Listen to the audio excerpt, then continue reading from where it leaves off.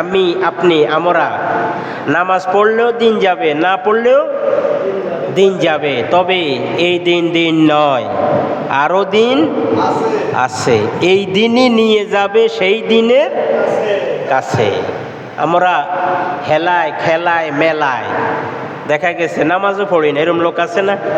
টাকা আছে, ক্ষমতা আছে, অভাব নাই, ব্যাংকে টাকা আছে, চতুর্দিকে শান্তি আর শান্তি, সুখ আর সুখ। তবে এই শান্তি এই সুখ ক্ষণস্থায়ী, অস্থায়ী, কচু পাতার পানি।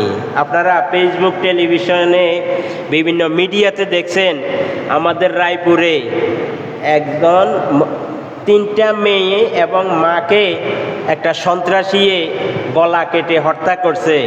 শুধুমাত্র 12-13 বছরের একটা ছেলে ছাড়া আর সংসারের কেউ নাই। ফেসবুকে দেখছেন না?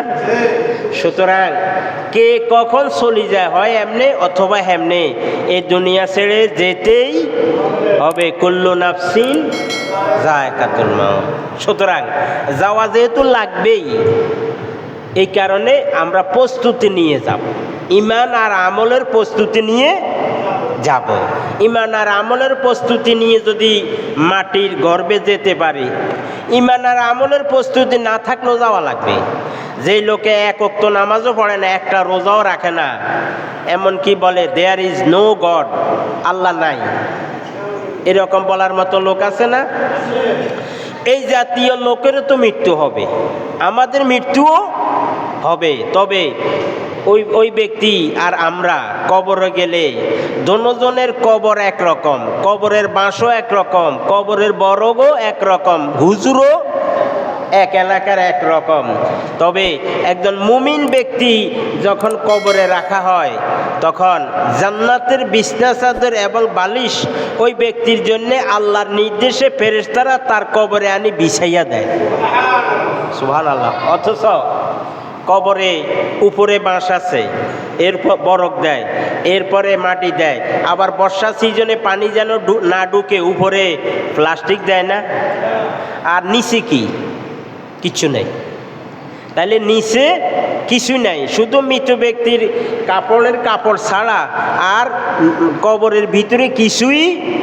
তাহলে উপরেও বাঁশ আছে, ডাইনেও বাঁশ আছে, বামও আছে, এরপরে কলা পাতা আছে, তারপরে বরক আছে, এরপরে প্লাস্টিক আছে, বৃষ্টির পানি যেন না ঢুকতে পারে।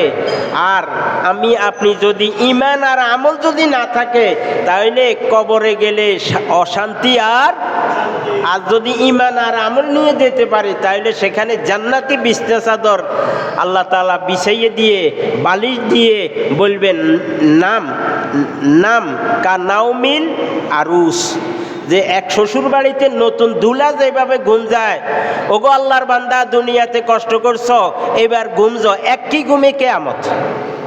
সুবহানাল্লাহ, সুবহানাল্লাহ। তাহলে ঈমান আর আমল নিয়ে গেলে পরকালে শান্তি, আর না হয় অশান্তি। কাকে বলে, কত প্রকার ও কি কি।